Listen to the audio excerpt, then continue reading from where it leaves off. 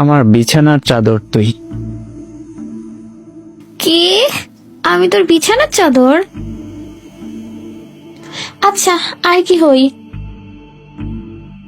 আমার কোলবালিশ তুই। আর কি হই?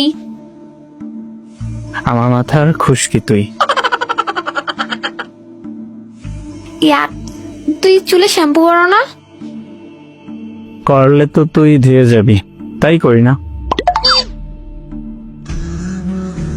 হইছে, থাক, আর ঢং করতে হবে না। তুই যে খচ্চর ওইটা বল।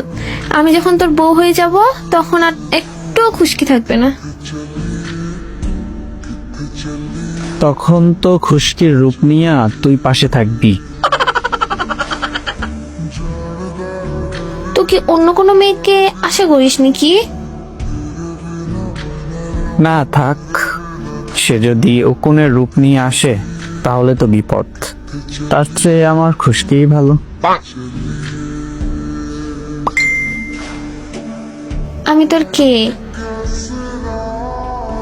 তুই আমার শীতের গরম পানি। কেমন গরম, কম না বেশি?